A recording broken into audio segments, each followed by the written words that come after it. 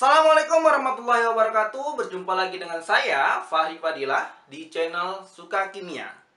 Nah, hari ini kita akan membahas yang namanya salah satu materi kimia, ya, yang akan menambah wawasan kimia kita mengenai yang namanya suatu materi. Nah, tapi sebelum kita membahas materi tersebut, alangkah baiknya mohon dibantu channel saya ini dengan cara mensubscribe, like, dan komen, ya. Berikan komentar terbaiknya pada channel saya ini dan berikan dukungannya, dimohonkan, gitu ya.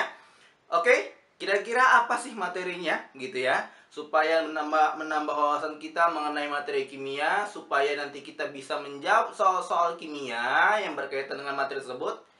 Nah, langsung saja kita saksikan video berikut ini.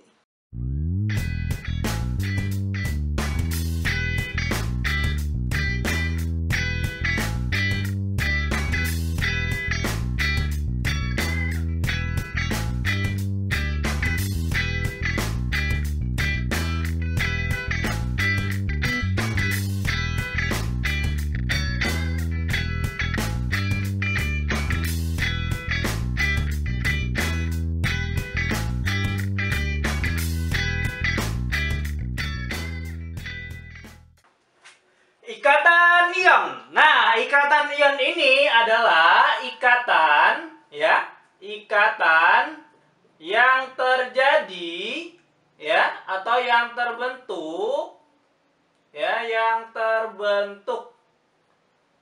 Oke ya. Dari logam dan non-logam, ya, yang keduanya dalam keadaan stabil, ya, dalam keadaan stabil. Nah, jadi setiap unsur itu adik-adik mempunyai kecenderungan untuk stabil. Nah, ya, stabil sendiri, ya, yang dimaksud stabilannya itu adalah terbagi menjadi dua,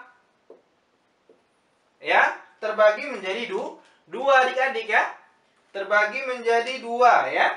Nah, jadi yang pertama ada dia yang namanya kestabilan duplet, ya, kestabilan duplet, ya adik-adik, ya. Nah, kestabilan duplet ini adik-adik adalah, ya, kestabilan yang terjadi pada, ya, kestabilan duplet ini adalah kestabilan yang terjadi pada unsur yang nantinya mempunyai elektron valensi sama dengan 2. Jadi untuk mencapai kestabilan duplet, elektron valensinya harus 2. Nah, jadi kan bahwasanya unsur yang mempunyai kestabilan duplet adalah unsur yang nomor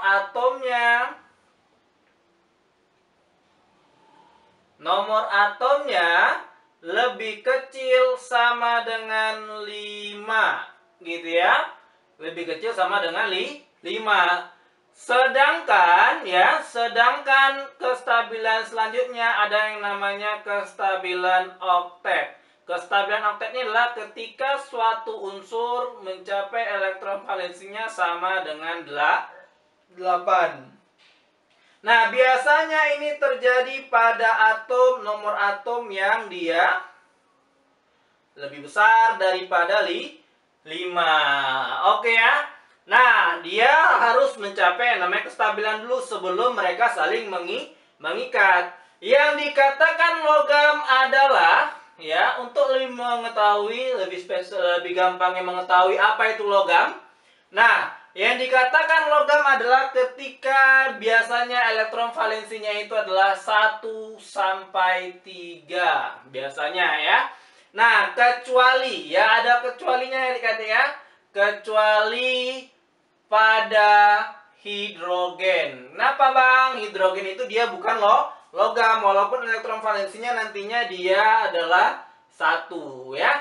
Kemudian kalau dia non logam, elektron valensinya biasanya adalah dari 4 sampai dengan 7. Dia non-logam. Oke, langsung saja kita ke contoh ya adik-adik ya, supaya lebih paham gitu ya. Kita langsung ke contoh ya. Oke, nah contoh ya. Tentukan jenis ikatan yang terbentuk dari 12x dan gitu ya 8y.